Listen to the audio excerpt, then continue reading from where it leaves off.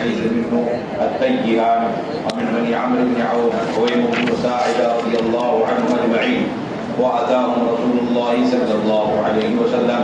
وأخبرهم خبر الذي اصطفاه الله من نبوته وكرامته وقرأ عليهم القرآن، فلما سمعوا قوله أنصتوا واطمأنت أنفسهم إلى دعوته وعرفوا ما كانوا به وكانوا من أسباب الخير.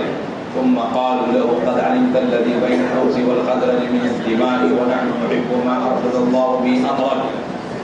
ونحن لله ولك مجتهدون وإنا نشير عليك بما ترى،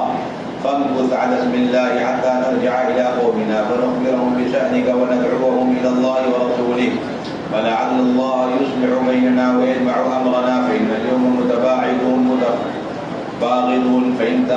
فإن تقدم علينا اليوم ولم نصطلح لم يكن لنا جماعة عليك،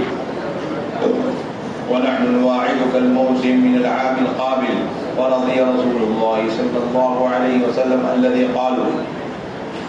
فرجعوا إلى قومهم فدعوهم سرا وأخبروهم برسول الله صلى الله عليه وسلم والذي بعثه الله به ودعا بالقرآن، حتى قل دار من دور الأنصار إلا أسلم فيها ناس لا محالة. فذكر الحديث كما تقدم في دعوة مصعب بن عمير رضي الله تعالى عنه. قال الهيثمي فيه ابن لهيعة وفيه ضعف، هو حسن الحديث وبقية رجاله ثقات، انتهى. وأخرج الحاكم عن يحيى بن سعيد قال لما سمعت عجوزا من الأنصار تقول رأيت ابن عباس رضي الله تعالى عنهما يختلف الأسمة بن قيس يتعلم منه هذه الأبيات: ترى في قريش 12 حجة يذكر لو ألفا صديقا مواتيا ويعرض فيها للمواسم نفسه فلم ير من يؤوي ولم ير داعيا، فلما أتانا واستقرت به النوى وأصبح مسرورا بطيبة راضيا، وأصبح ما يخشى ظلامة ظالم بعيد وما يخشى من الناس باغيا، بذلنا له الأموال من جل مالنا وأنفسنا عند الوغى والتآسيا، وعاد الذي عاد من الناس كلهم بحق وإن كان الحبيب المواتيا، ونعلم أن الله لا شيء غيره وأن كتاب الله أصبح هاديا.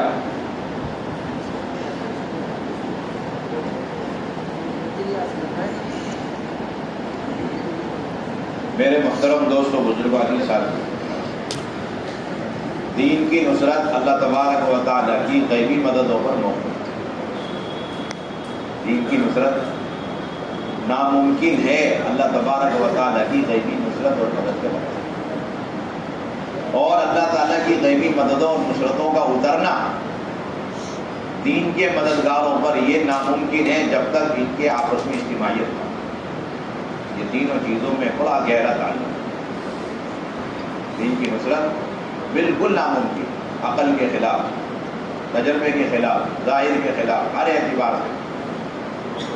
جب تک اللہ تعالیٰ کی غیبی مدد نصرت ان لوگوں کے ساتھ نہ ہو جو دین کی مدد کر رہے ہیں یا کرنا چاہتے ہیں اور دین کے مددگار بنے ہوئے ہیں، بننا چاہتے ہیں.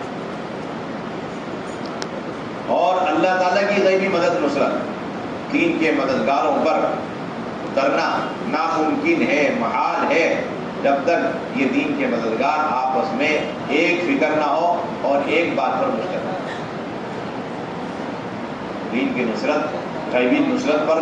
اور غیبی نصرت آپس کی اجتماعیت پر ہو. دین کی نصرت اللہ تعالیٰ کی غیبی مدد پر موقوف ہے اور اللہ تعالیٰ کی غیبی مدد آپس کی اجتماعیت پر ہو. آپس کی اجتماعیت ہے تو اللہ تعالیٰ کی غیبی مدد ہے، اور اللہ تعالیٰ کی غیبی مدد ہے تو پھر دین کی نصرت. اور آپس کی اجتماعیت کے لیے شرط ہے کہ دین کے مددگار آپس میں ایک دوسرے سے اس طرح محبت کریں جس طرح اللہ رسول سے محبت ہوتی ہے. جو لوگ دین کے مددگار ہیں اور دین کی نصرتیں کر رہے ہیں ان کے ذمہ لازم ہے کہ وہ آپس میں ایک دوسرے سے ایسی محبت جس طرح اللہ رسول سے محبت. یہ کہ اللہ رسول سے محبت تو ہے ہی ایمان، عین ایمان، اور دین کے مددگاروں سے محبت کرنا یہ بھی ایمان اور ایمان کا بہت بڑا حصہ ہے. حب الانصار من الایمان، امام بخاری میں عنوان ہے. حب الانصار من الایمان. اور اسی کا دوسرا حصہ ہے کہ جو لوگ اللہ رسول کے پکے دشمن ہیں ان سے پکی دشمنی رکھنا یہ بھی آپس کی اجتماعیت کے لیے لازمی حصہ. جو لوگ اللہ رسول کے پکے مخالف دشمن ہیں ان سے دشمنی پکی رکھیں اور اس بات کو اندر سے طے کر کے چلنا کہ ہم دین کے مددگار ہوں گی، ہر حال میں مدد کریں گے، ان سے محبت کریں گے، چاہے وہ ہمارے رشتہ دار نہ ہوں، اجنبی ہوں اور ہمارے خاندان سے نہ ہو، ہمارے علاقے کے نہ ہو، ہماری ان کی زبان میں بڑا فرق ہو، اجنبی اور انجان، لیکن وہ جان مال کے ساتھ دین کی نصرت کر رہے ہیں تو اب اجتماعیت کا تقاضا ہے کہ ان سے آپ محبت کریں، اس لیے کہ وہ دین کے انصار بن چکے، مددگار بن چکے، ان سے محبت کرنے کا حکم ہے. اور جو لوگ دین کے مخالف ہیں اور اللہ رسول کے دشمن ہیں پہلے سے طے کر کے چلنا چاہیے کہ آپ کی ان سے پکی دشمنی رکھیں، کوئی لچک نہیں، چاہے وہ ہمارا قریبی ہو اور جگری دوست بھی ہو، اس شرط کے ساتھ دین کی نصرت، دین کی مدد کی بنیاد پر ان سے محبت ہے، رشتہ داری اور تعلقات کی بنیاد پر محبت ہے نہیں. کون آدمی اللہ رسول کے دین کا مددگار ہے ہم اس سے محبت کریں، اجتماعیت کے لیے شرط. اور جو اللہ رسول کے مخالف اور اللہ رسول کی دشمنی لے رہا ہے ہم بھی اس سے سچی پکی دشمنی کریں گے، چاہے کتنا قریبی کیوں نہ ہو، رشتہ دار کیوں نہ ہو، تعلق والا کیوں، اعزا قارب میں سے کیوں نہ ہو. یہ اصل بنیادی چیز. اس بات کو اتنے واضح طور پر انصار مدینہ سمجھے ہوئے تھے کہ جب آپ صلی اللہ علیہ وسلم نے مدینہ طیبہ آنے کا ارادہ ظاہر فرمایا تو انصار نے پہلے ہی حضور صلی اللہ علیہ وسلم کی درخواست کر دی، یا رسول اللہ صلی اللہ علیہ وسلم ابھی ہمارے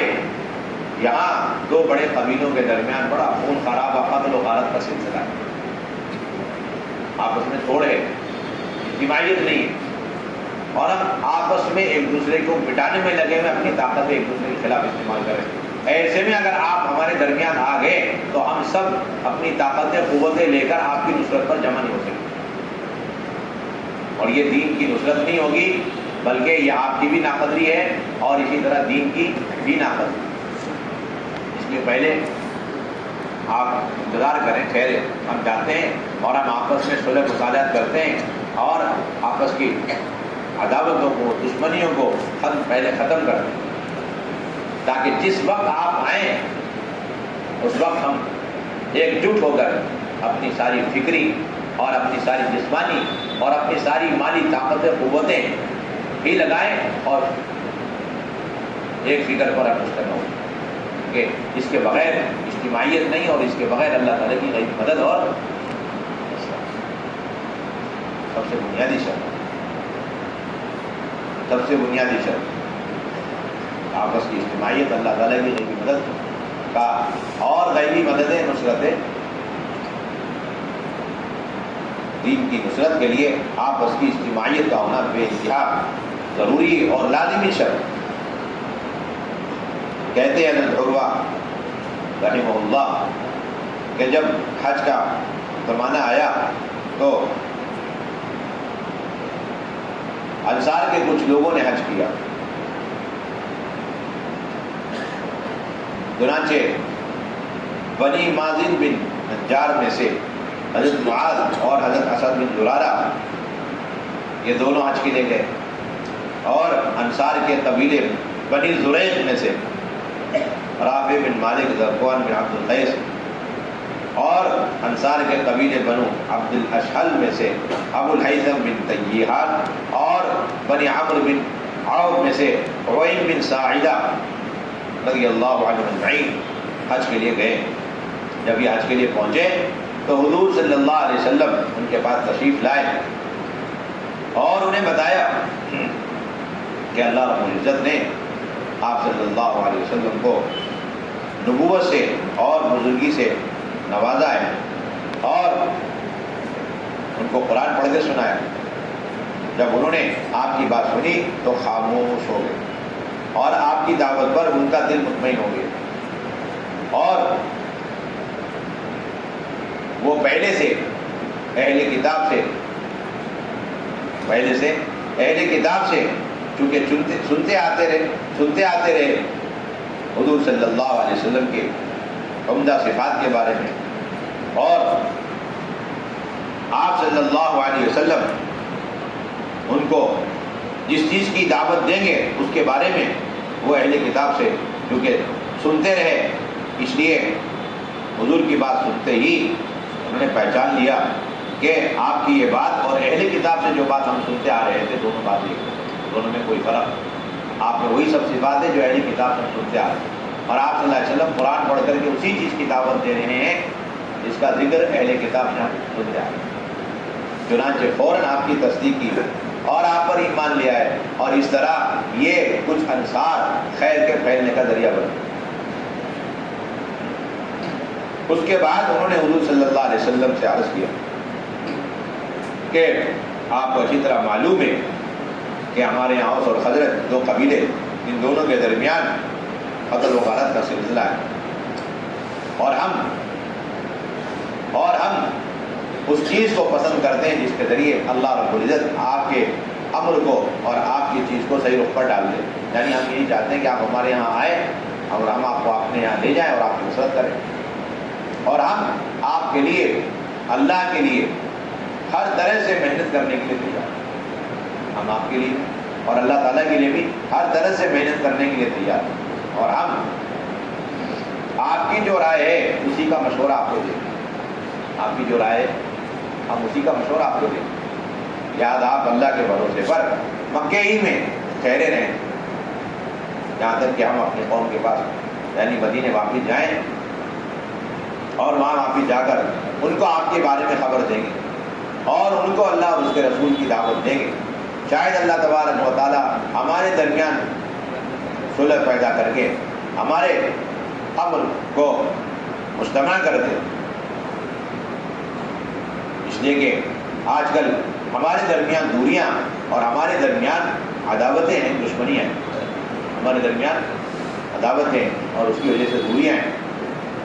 اگر آپ آج کے دن ہمارے یہاں تشریف لے آئے اور ہمارے درمیان صلح نہ ہوئی ہو تو پھر ہم سب کے سب آپ پر مجتمع نہیں ہو. بڑی سمجھداری کی بات، بڑی دانش مندی کی بات، بڑی عقل مندی کی بات.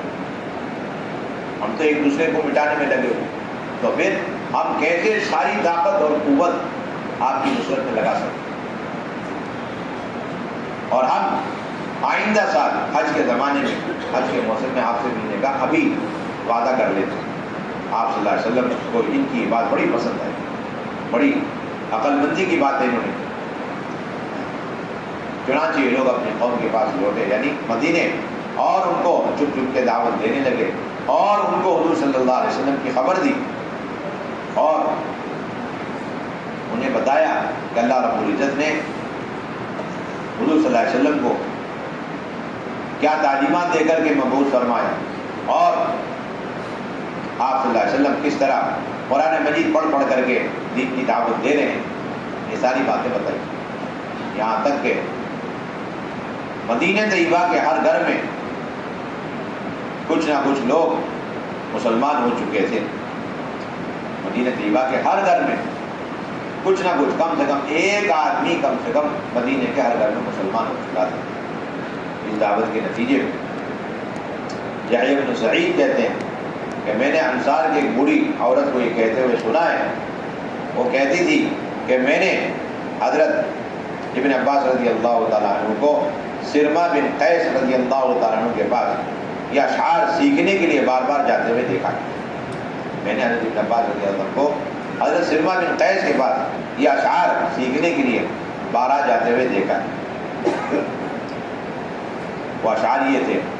کہ حضور صلی اللہ علیہ وسلم 10 سے زائد سال 10 سال سے کچھ زیادہ عرصہ مدینے میں ٹھہرے، مکے میں ٹھہرے رہے، قریشیوں کے درمیان ٹھہرے رہے، اور اتنے لمبے عرصے میں آپ صلی اللہ علیہ وسلم تبلیغ کرتے رہے اور نصیحتیں کرتے رہے اور اس امید میں رہیں کہ کوئی موافق دوست مل جائے،